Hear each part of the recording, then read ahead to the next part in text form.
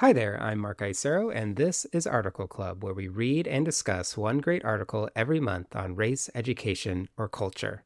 It's September, everybody, and this month we're focusing on a great piece by Daniel Duane from the New York Times Magazine. It's called A Tale of Paradise, Parking Lots, and My Mother's Berkeley Backyard, and it's fantastic. It's about a lot of things, like the housing crisis in the Bay Area, which many of us are intimately aware of, but it's also about nostalgia and the fear of change when a community makes a decision to do the right thing. I love this piece for many reasons, not only because I grew up and live here in the Bay Area, but also because Mr. Duane writes with nuance, and his relationship, particularly that he has with his mother, includes a lot of compassion. It was an honor to interview him, and I'm happy to bring it to you now. Hope you enjoy it. Dan, thank you so much for doing Article Club. Thanks for having me. It's fun. Really, really loved your piece. It's just really wonderful to read, and we wanted to ask you some questions on it. And the first one is, hey, so you grew up in Berkeley. How was it? I loved growing up in Berkeley. I feel that I was blessed to grow up there in sort of a peculiar and special historical moment in that, I was in kindergarten. The Berkeley public schools were fully integrated for the first time in, I think, 1968. And I was born in 67. So that was 1 year after I was born. And so I started kindergarten in Berkeley in whatever it would have been, 1972 or something like that. So, I got to grow up in a town that was, just coming off the 1960s counterculture that was trying to change in a lot of really positive ways. A lot of my parents' generation were people who came to Cal, let's say, in the late 50s and early 60s into the mid 60s. So they were young people who had really grown up in 1950s America, but came to UC Berkeley when the counterculture just exploded and the world cracked open and everything changed. And they had settled and had kids there. They tended to raise their kids with this message of like, you know, don't buy into all that conventional bullshit. You don't have to lead a conventional life. Follow your dream. So it was beautiful messaging, but it was predicated on a economic reality that was kind of fleeting. But the economic reality that made that possible is obviously long gone. Yeah, I thank you so much for that because in just listening to you, I feel like you have some nostalgia Yeah. for this place, which also came out in your piece. And I obviously do too, because I grew up in the Bay Area as well. The first character that you really introduce in the piece also has a lot of nostalgia as well as some nervousness to change, and it's your mom. Yeah. And I haven't met her, but she just comes off the page like as this amazing, like lively figure who has some real reservations about what's going on. Yeah. And so I would love for you to sort of share, like, how did you decide to have your mom in the piece? It seems like you're talking to her while you're writing the piece, but yeah, can you say a little bit about how you approach that? Yeah. So I did, I initially became interested in the subject just because I think I read in one of the local news websites like Berkeley Side or something about this spat over housing at the North Berkeley BART station. And I thought, oh man, this sounds like a boring little story about apartments on a BART station parking lot. What could be more dreary than that? But I knew from growing up there that this is touchy stuff and this gets right to the heart of and I had been kind of interested in the YIMBY movement for a long time, the Yes in My Backyard pro development movement, because as I wrote in the piece, I really did feel that the emergence of this progressive, I mean, I guess some progressives would say they're not progressive at all. They're neoliberal. But anyway, the emergence of this, at least somewhat left of center group who saw the construction of housing as, contributing potentially to the realization of the California dream. I just knew that was very strange and very new. So I'd been interested in the subject for a while. I was interested in the BART station thing. I thought that was a great way to write about it because I knew the culture of that neighborhood, or at least I knew what the culture of the neighborhood had been for a long time. I mean, I haven't obviously lived there for quite a while, but I see my folks a lot. And then, I started writing the piece as without my mom in it. But in writing, there's often a problem where if there's some emotional truth at the heart of a piece that you're avoiding, the piece just gets kind of crippled by it. Like you find yourself unable to write, and that'll produce like writer's block or just bad writing or whatever. So I was kind of struggling to build and I was sort of going to build the whole piece around that other character, Libby Lee Egan, who was the main YIMBY. But I sort of had finally at some point when I was composing it, I had to just admit to myself, oh my God, this whole thing is about my mom. Can I bear to tell my mother that when push comes to shove, I I'm in favor of more housing, like, so I was talking to my mom, I think. But Yeah. but Dan, where are the birds all supposed to go? Yeah, yeah, yeah, exactly where the bird's supposed to go, I know, because they love the parking lot so much. But how did she take on, and how does she take on, you don't have to like talk about Yeah. your family business, Um, but like this is a challenge. I also challenge my mom too. Like how does she take this sort of like with you and also with your kids too, right? yeah. You mean how did she respond to the article, or how does she just wrestle with the issue? Yeah, the issue, the art, specifically the article, or you sort of like interacting with the article with her, when she says these things about like, hey, are we going to become like Manhattan? Yeah. I mean, the thing that's really important for me to stay in touch with in thinking about my folks, whom I love dearly, is just they grew up in California at a very different time even than I did. So like I grew up in California when, as I was just saying, when Berkeley had relatively cheap housing and you could lead these creative middle class lives. Well, my dad was born in 39 and my mom was born in 42, and my dad grew up in Southern California.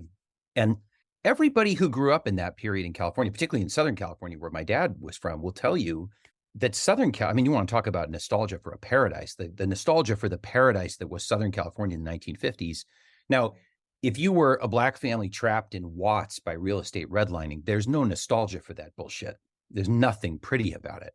But if you weren't, if you were a white family benefiting from all of that and oblivious to the suffering that it was inflicting, the nostalgia is radical because Southern California, like my dad, he would drive down to go spearfishing at Laguna Beach when Orange County actually was orange orchards. Like, and there were actually lobster by the zillions underwater in the kelp bed or whatever, on off like Laguna or Newport. So, okay. So my dad grows up there. He comes to Berkeley.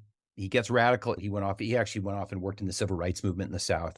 When he came back from the civil rights movement, my mom went with him. So there was a very legitimate thing that happened here that was like people who grew up in love with the physical environment of California in the 40s and 50s, by the 1960s, were looking at nightmarish suburban and freeway sprawl devouring Southern California and coming for Northern California.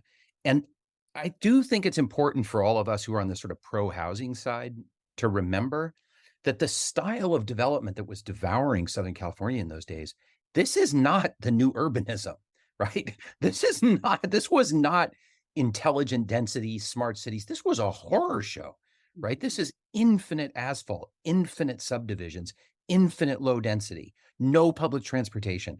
So I do feel at a sort of gut level, my parents' deep commitment to we cannot let the whole world be devoured by freeways and subdivisions. That's a nightmare. And I don't know. And my mom has been very gracious with me about this article. I don't think it felt great is the impression I got, but she's been very gracious to me about it. But you know what, though, at first glance, when you introduce her Yeah. in the reader, at least me as a reader, I was like, oh, I'm going to be critical of her because I think you wanted us to be. Yeah. But Yeah. then, similar to what you just said, there's actually a backstory. And this is where empathy comes in. And I feel like what you're trying to do is this whole NIMBY YIMBY, let's actually talk to each other. Because, yeah, like our moms are not just people who randomly just want to stay in their houses and hoard resources. They have stories, like, and also what it meant to be an environmentalist and a radical and go against the Vietnam War and like the People's Park and what a develop. I mean, we still don't like developers now, but especially then, like Yeah. developers were really, really bad. So in the middle of your piece, I was like, oh, he's really helping me. He's helping me listen also. Do you feel like that was on purpose? Because you really did explain, especially not just for the folks nationwide in the magazine, but even for folks in the Bay Area of a different generation. Yeah, I mean, your read that it sounded like I was talking to my mom. That's very astute, and I think in a way, what I was doing was saying, "Look, mom, I really, really get where this all comes from in you, and I accept it, and I love where you've come from, and I honor and respect, the way you've lived your life, and I hope you can honor and respect the way I think our world has changed, and I could have gone further in that piece, like." In a way, it was like I wanted to. I know that within our contemporary YIMBY politics, there's a very strong antipathy toward these older NIMBY liberals. So these older NIMBY liberals who sort of aging hippies who are like, see themselves as far left, but are this absolute roadblock to development. And I kind of wanted to point out like, okay, that's fair in some ways, but please remember that people like my dad with another law with a friend to another lawyer brought the lawsuit that desegregated the Oakland Police Department. The Oakland Police Department did not hire Black people until my father and a Black attorney he was working with sued them and forced them to. Like, it's all very nice to talk about yes in my backyard when in fact, most of the YIMBYs in my story, those apartment buildings are not going to be in their backyard. They're going to be in somebody else's backyard. I'm still on their side, the YIMBY side. I'm not saying I'm not on their side, but it's all very nice to be brave about yes in my backyard when it isn't actually your backyard. And my mother actually brought an entire family of Vietnamese war refugees into our actual backyard and put them up in an outbuilding that we had and made a life for them in America. Like, so it just is, I guess I feel like in our politics these days, it's too easy, our sort of Twitter sphere politics. It's all about these kind of gotcha games of I know I'm on the side of the good, and anybody who's like one toe across the boundary of righteousness, I can dunk on them and knock them down. And I kind of just wanted to say, this is not real. People like my parents built the progressivism that you love in this place, Yeah, and it's not just online where it's performative. You have a very funny scene in your piece about the clown show I know about that happens in Berkeley. People coming out from everywhere. It's very funny. That was great. But like on this piece, as you were building the empathy, of this generation that basically did the work in that time, Yeah. you bring up all the issues about like, hey, what does it really mean to have empathy? What does it mean to have nostalgia or like a sense of a fear of change? Yeah. And one of the parts that I thought just was really wonderful, I'll just read it. You write that it was hard not to wonder if we all reach a point in our lives at which personal convenience and a fear of change become imperceptibly commingled with our sense of the common good. And I Yeah. just felt like you were speaking to all generations about the idea about like, what does it mean to live and also to be nervous about what's going to be coming up for you? Yeah. And at one point, I didn't really end in this place, but I sort of at one point when I was asking myself, well, what is this story really about for me? I had sort of a moment of thinking about it as like, it's about the fact that the world belongs to the young, and it hurts when you find out that you're no longer one of them. And that moment comes for everyone, and I think there was sort of, maybe I was talking to myself in that moment of sort of saying, oh God, that moment's coming for me too, when you feel the world sweeping away from you. Just the idea that, yeah, it is coming for all of us. And you just said that it was coming for all of us as we age because the world is for the young. But I was going to interrupt you and say, but maybe not for our kids. Yeah, that's So, right.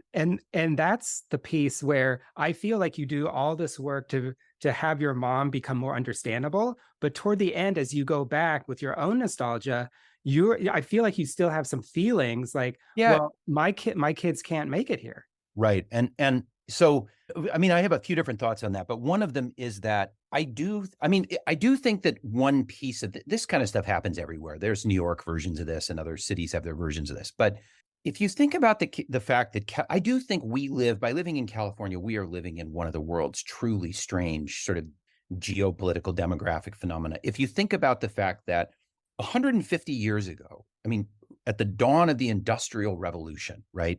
The California, this gigantic land with an obscenity of natural resources, gorgeous weather, paradise for humans, absolutely huge, had a grand total of 150,000 people living in it. Just not to get into the genocides and all that, but that's a tiny number of people for the size and wealth of this place. When you think about that, a country like Japan, which is, I don't know, it's not maybe comparable in size. Well, maybe instead of making the comparison to Japan, I'll just put it this way. California has room for probably 120 million, if we're honest with ourselves. And so all of us who live in California and everyone who has lived here for 150 years since the gold rush has had this uniquely bizarre experience of living in a place that between the time you are a kid and the time you are in middle age is radically transformed and twice as crowded and twice as expensive. that just keeps happening to every single generation in this place over and over and over again.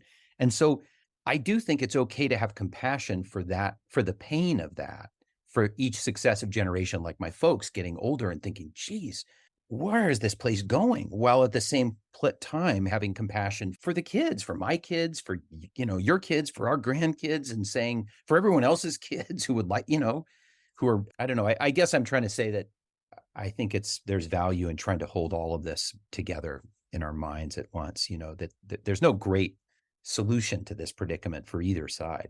Yeah, and I think that that is where I was left with too, and I appreciate all of your thoughts. And just as a last question, at Article Club, we do also debate, like, is this really just a talk, or is this an act? Like, do we do something about the things that we're reading about?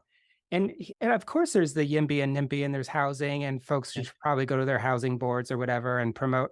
But I feel this piece was a little bit more personal for you, that you're not necessarily searching for advocacy here. But I guess that's sort of like my last question. Like, what are you hoping at the end in that last scene that you want us to be left with?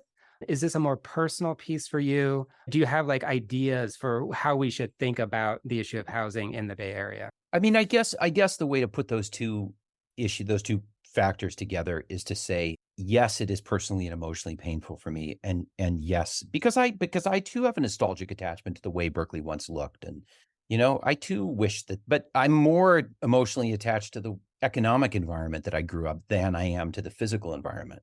That doesn't mean I wouldn't be heartbroken to see my old neighborhood replaced with apartment buildings. But if the translation was then that my kids can actually have creative middle class lives, I'll take it. But I guess the way I would sort of try to hold those two ideas together is to say that I guess I would encourage, all of us to try to separate in our hearts our sense of our own our own emotional attachments and our own sort of narrow understanding of our personal self-interest from our capacity to judge what will what actions of ours, what activism of ours, what votes of ours are likely to bring out a better world for everyone else's grandchildren. Maybe that's the way to say it, and that's maybe not going to feel good making that choice in the end, because they're probably not. If you're a homeowner in California right now, those two ends do not talk to each other. If you're a homeowner in California right now, the best thing for you is, for your bottom line, for your pocketbook, is to oppose the construction of absolutely all housing everywhere, always. There's no escaping that. But that is producing a nightmarish society. So, we have to be willing to try to take a hit in the interest of the common good, I think. Thank you, Dan. Thank you so much for doing Article Club. This has been wonderful. Thank you, Mark. I really appreciate it. Okay, man. Take care. I want to thank Daniel Duane one more time for your piece, and also for coming onto Article Club to share all of your thoughts about your article. I am truly, truly grateful. Also, I want to appreciate you all for listening to this, and also for reading the piece. And if you're interested, I would like to invite you to our discussion on September 24th at 2 p.m. Pacific time. All you need to do is go to highlighter.cc/discussion, or you can also email me at mark@articleclub.org. I hope you have a great week. Thank you so much.